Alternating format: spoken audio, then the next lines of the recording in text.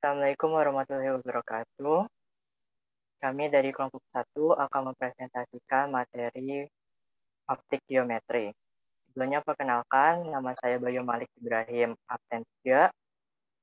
Nama saya Dimas Angga Kusuma, absen 7. Saya Dina Yulianti, absen 8. Saya Dia Febriani, absen 9. Poin pertama akan dibacakan oleh Dia. Silakan.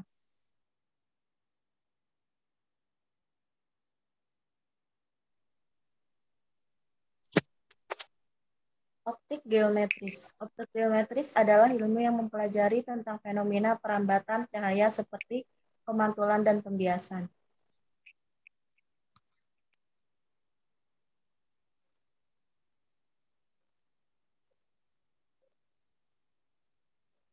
Cahaya memiliki sifat-sifat yaitu yang pertama, merambat menurut garis lurus. Kedua, memiliki energi, dapat dilihat, dipancarkan dalam bentuk radiasi, memiliki arah rambat yang tegak lurus arah getarnya, dan terakhir dapat mengalami pemantulan, pembiasan, interferensi, difraksi, dan polarisasi. Benda-benda yang dapat memancarkan cahaya sendiri disebut sumber cahaya. Sedangkan benda-benda yang tidak dapat memancarkan cahaya sendiri disebut benda gelap.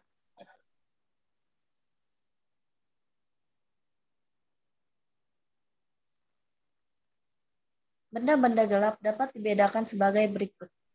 Yang pertama, benda tembus cahaya atau transparan.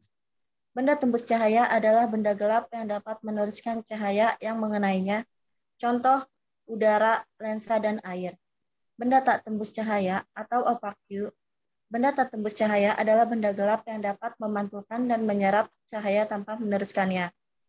Jika sebuah benda tidak tembus cahaya dikenai cahaya, di belakang benda tersebut akan terbentuk dua bayangan, yaitu bayangan inti dan bayangan kabur. Bayangan inti disebut umbra dan bayangan kabur disebut penumbra. Gerhana bulan total terjadi karena bulan masuk dalam bayang-bayang umbra bumi. Pada gerhana bulan total, sebagian tempat di bumi masuk ke dalam bayang-bayang umbra bulan.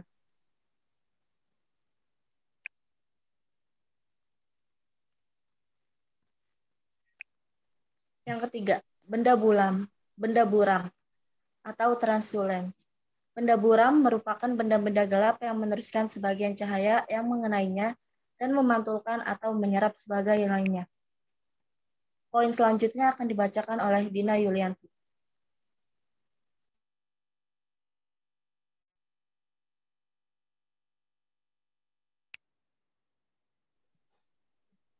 Seperti di gambar, pemantulan dibagi menjadi dua, yaitu pemantulan teratur, diffus, pemantulan tidak teratur, Baur.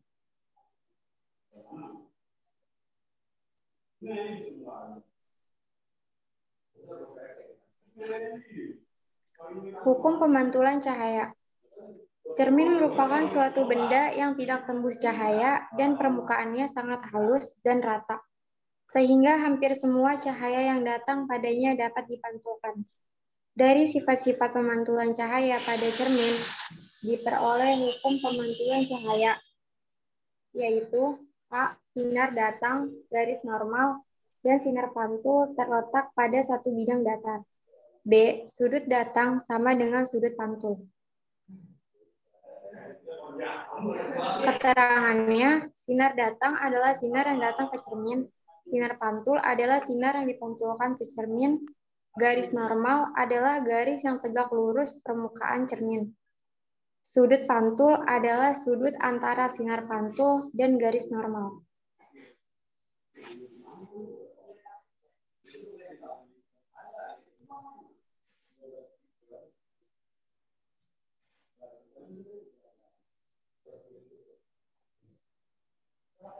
Pemantulan cahaya pada cermin datar.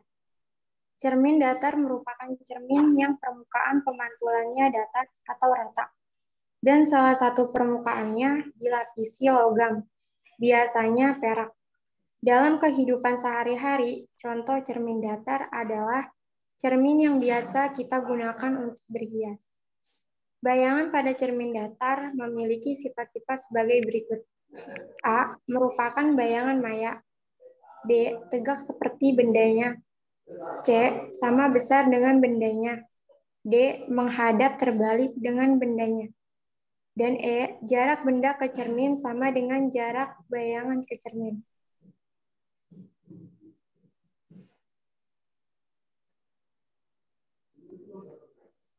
Seperti di gambar berikut merupakan gambar pembentukan bayangan pada cermin datar. Poin selanjutnya akan dibacakan oleh Dimas.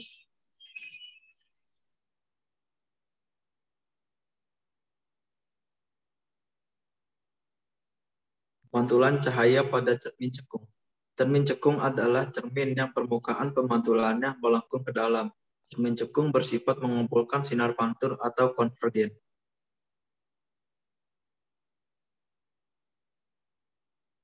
Berikut ini adalah gambar dari pembentukan bayangan pada cermin cekung.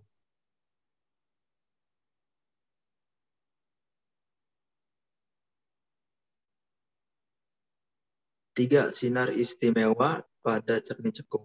A. Sinar datang sejajar sumbu utama cermin akan dipantulkan melalui titik fokus.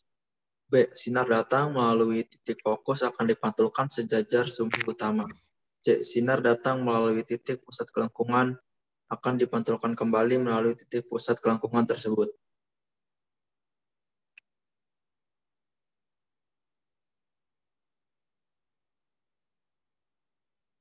Poin selanjutnya akan disampaikan oleh teman saya, Bayu.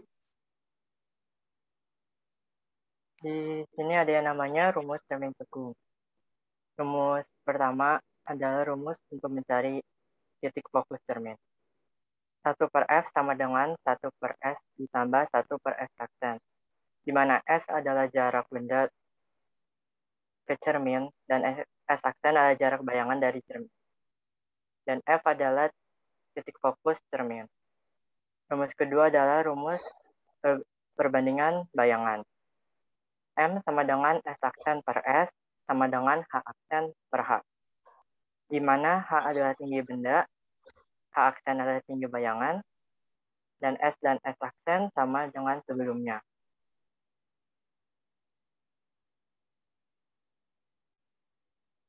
Di sini ada contoh soal cermin cekung. Satu buah penghapus setinggi 1 cm berada di depan cermin cekung dengan titik fokus 2 cm. Apabila penghapus berada di jarak 3 cm, maka carilah jarak bayangan atau aksen, pembesaran, tinggi bayangan atau aksen, dan sifat bayangan.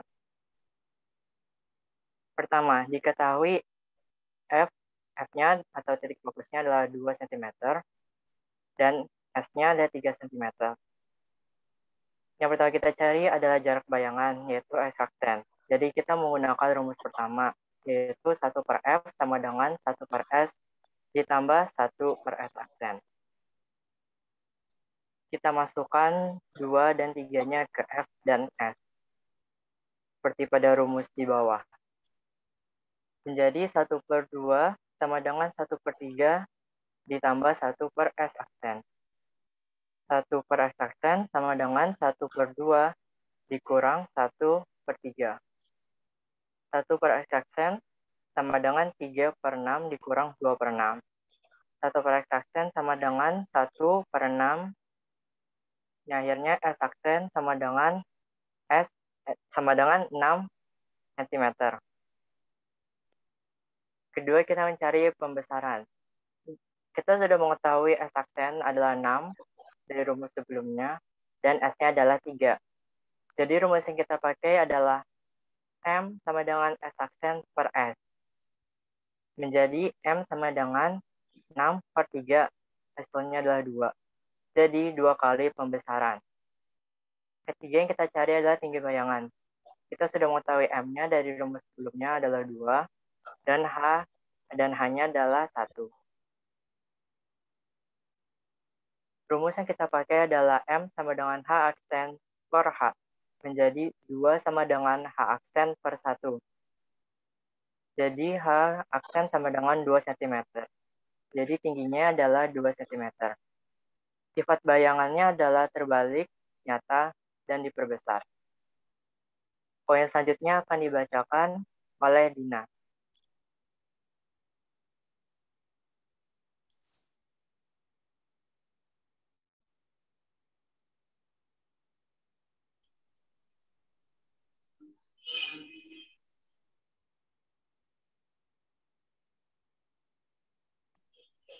Pemantulan cahaya pada cermin cembung.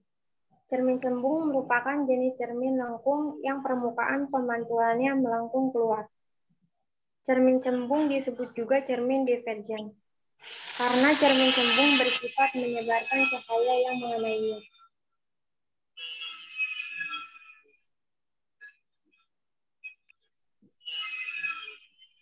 Seperti pada gambar, merupakan gambar pembentukan bayangan pada cermin cembung.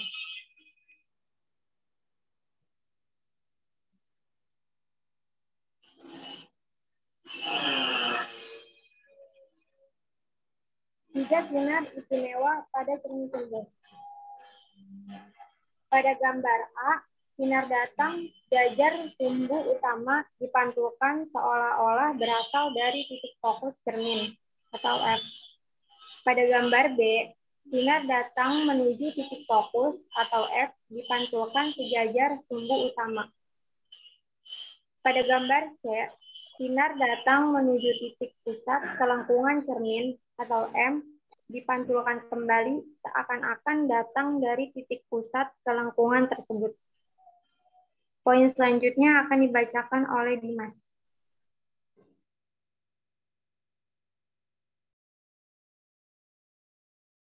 Rumus cermin cembung. R sama dengan 2F dan F sama dengan setengah R. F adalah jarak fokus, R adalah jari-jari cermin. 1/F sama dengan 1/S ditambah 1/S aksen. 2/R sama dengan 1/S ditambah 1S per aksen. S adalah jarak benda, S aksen adalah jarak bayangan, F adalah jarak fokus, R adalah jari-jari cermin. Lalu untuk rumus perbesaran bayangan, kita menggunakan M sama dengan H. Aksen per H sama dengan X aksen per S. M adalah perbesaran bayangan, H aksen adalah tinggi bayangan, H adalah tinggi benda, S aksen adalah jarak bayangan, S adalah jarak benda.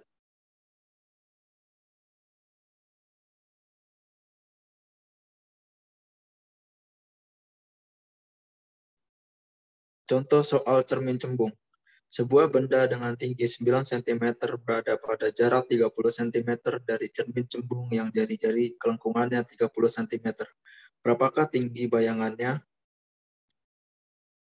Seperti yang kita ketahui, H dari tinggi benda adalah 9 cm, lalu S sama dengan 30 cm, dikarenakan soal adalah cermin cembung, maka R sama dengan minus 30 cm.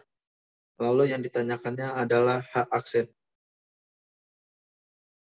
Pertama-tama kita tentukan dahulu jarak bayangan atau X aksen dengan rumus sebagai berikut. 2/R sama dengan 1/S tambah 1/S aksen. 2/-30 sama dengan 1/30 ditambah 1 per aksen. 1/X aksen sama dengan 2/-30 dikurang 1/30. 1/S aksen sama dengan 2 ditambah 3/30 dikurang 1/30. S/S aksen sama dengan minus 3/30. S aksen sama dengan 30/3. S aksen sama dengan minus 10 cm. Lalu yang kedua, kita tentukan tinggi bayangan dengan menggunakan persamaan perbesaran bayangan, yaitu sebagai berikut. M sama dengan X aksen per S sama dengan H aksen per H. Maka S aksen per S sama dengan H aksen per H. Hasil yang kita peroleh dari perhitungan sebelumnya, kita tinggal tambahkan saja pada perhitungan kali ini. Minus 10/30 sama dengan H aksen per 9. 10/30 sama dengan H aksen per 9, 1/3 sama dengan H aksen per 9, H aksen 9/3, dan hasilnya H aksen sama dengan 3 cm. Dengan demikian, tinggi bayangannya adalah 3 cm. Sekian dari kami kelompok 1. Terima kasih atas perhatiannya. Wassalamualaikum warahmatullahi wabarakatuh.